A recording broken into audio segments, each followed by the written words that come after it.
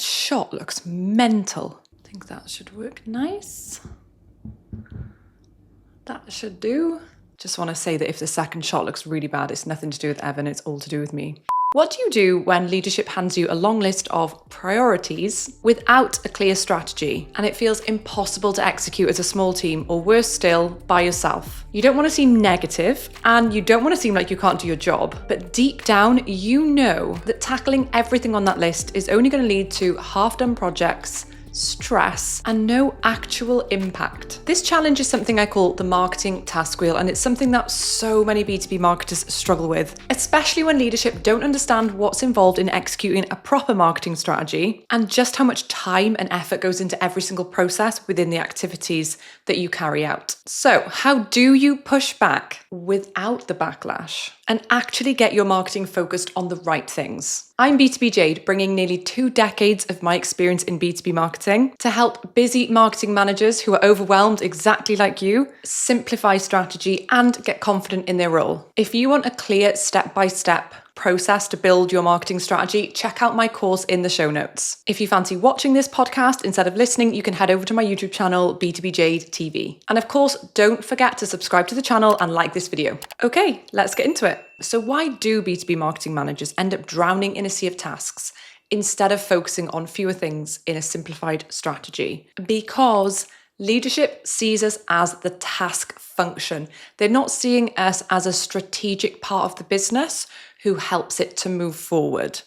They feel like the more things we do, the better the results will be. They also feel that the more we spread our bases, so the more things we do, the more channels we're present on, the more likelihood there is of people finding us. But that comes from a deep-rooted, simplified view of marketing. And in fact, the opposite is true.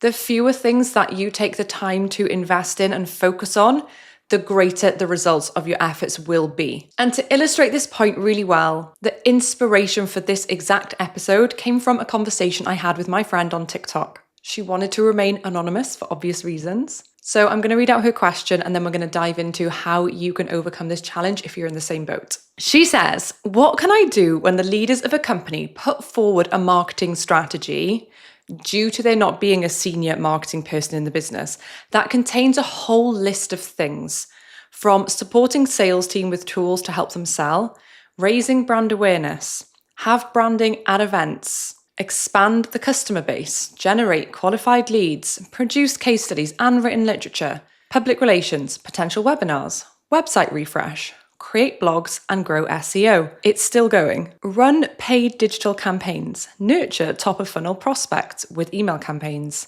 organic social, regular competitor research, design specific content for specific prospects, as well as obviously getting tied into all the random tasks that marketing gets asked to do. Lol. When you're just 1 or 2 people in marketing and not that senior, what do you do here? My immediate reaction is obviously don't want to disappoint.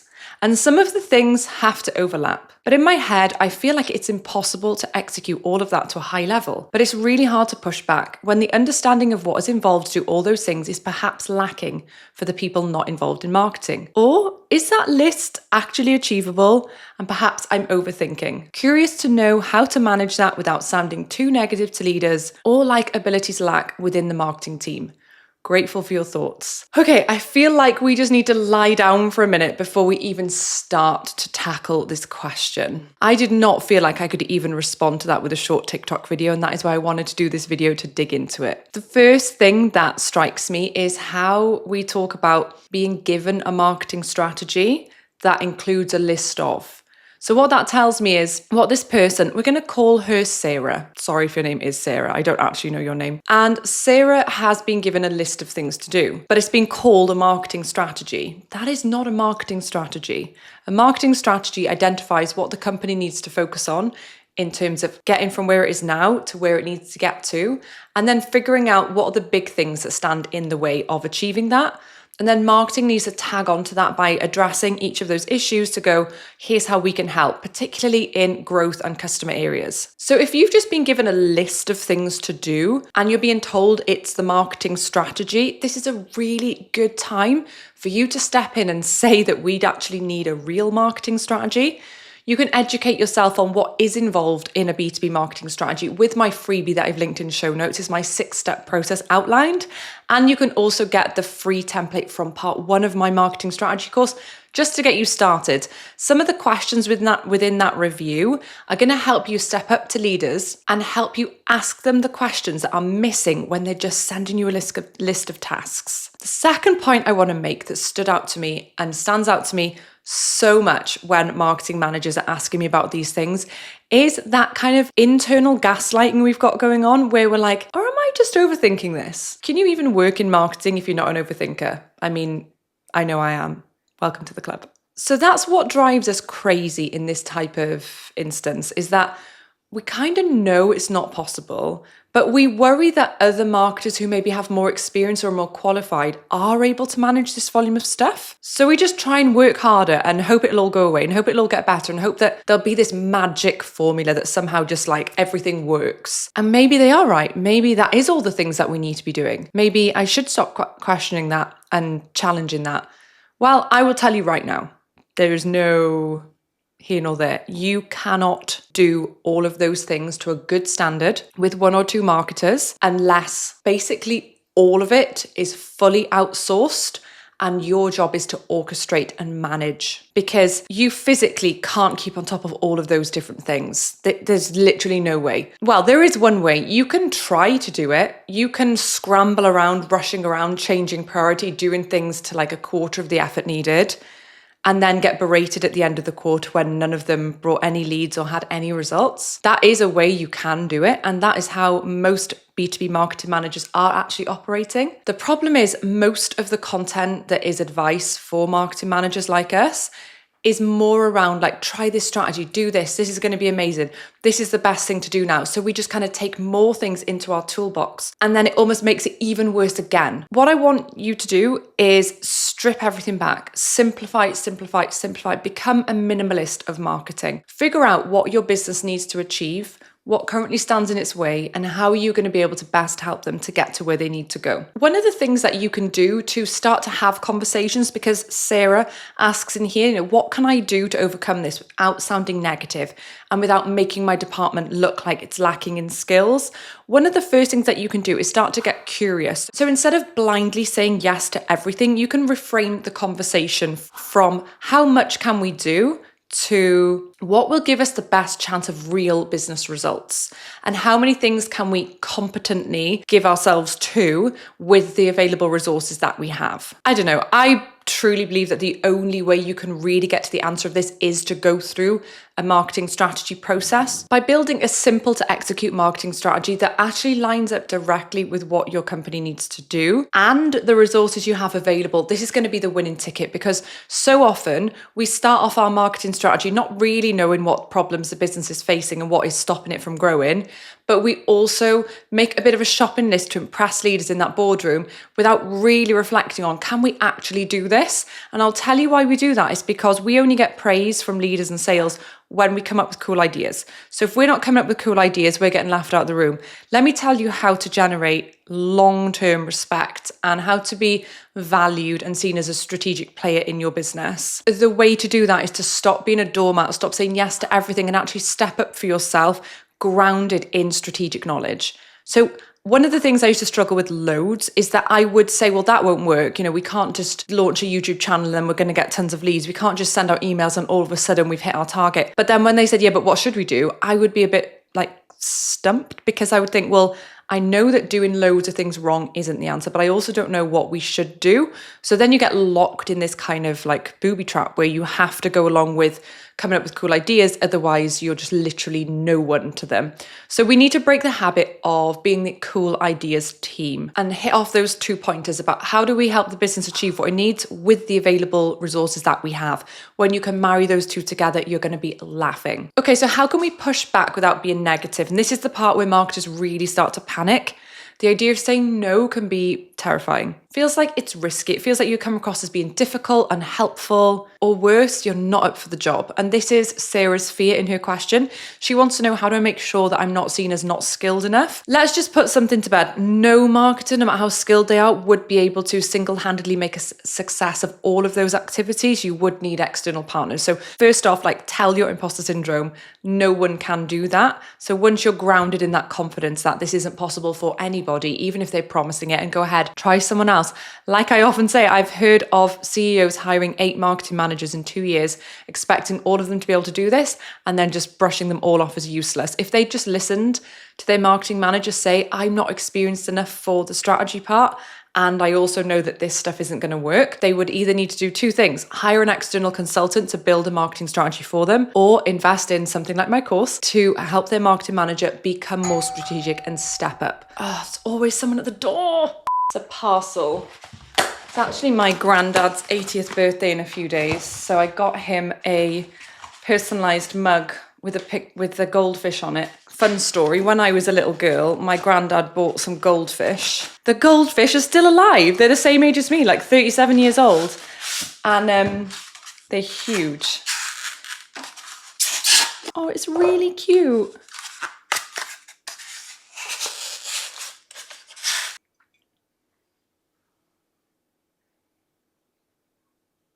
That is cute. Ooh. I can't remember what I was saying now. But here's the good news. Stepping up to leaders doesn't mean directly saying no. It can be much more about asking the right questions to shift that focus toward discussions around what the right things to do are. So here's how you could flip the conversations in your favor. You could say something like, before we dive into what we're actually going to do, could you tell me a bit more about the challenge that's been experienced within the sales team that led you to come up with this idea for XYZ? So if they're saying to you, I want 12 product emails to go out in the next 3 weeks to these different segments, ask them so you can understand the problem behind that. They might say to you, we've been finding that these products are not converting very well and people are not aware of them. So these are selling really well, but these ones aren't.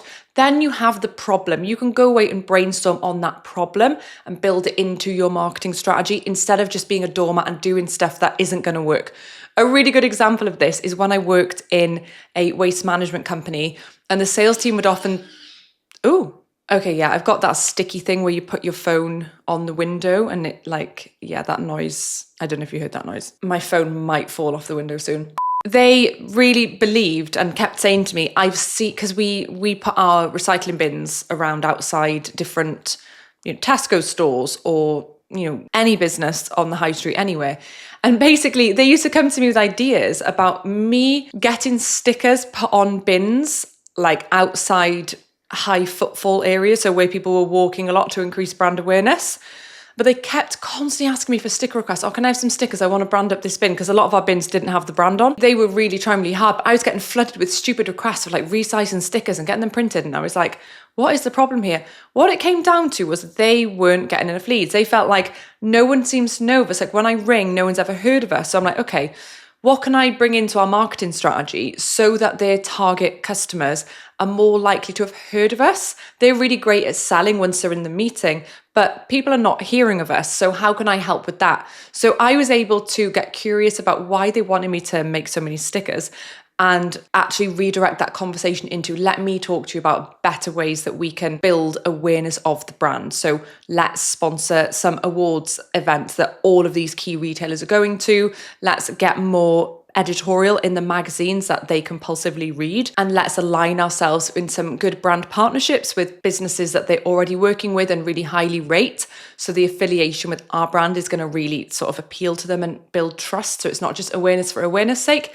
So there were things like that. Now, bear in mind, my marketing budget in that company was around 700,000. So I was able to outsource lots of things to lots of strategic partners. So that would be one portion of the marketing that we were doing. But I wasn't doing all of that myself. I was managing, orchestrating, inputting what was needed, and then signing off, agreeing, dispatching, running, managing with the rest of the team that worked in my department. And if you really want to get to the root of this issue so that you're not just dealing with like how to handle pushback and how to say no, you are going to want to go a little bit deeper in getting leaders involved in you becoming strategic right from the start. Because the key to really successful B2B marketing isn't just about having a marketing plan, but about getting leaders involved and engaged really early on. Because if leadership isn't on board, you'll constantly be managing unrealistic expectations.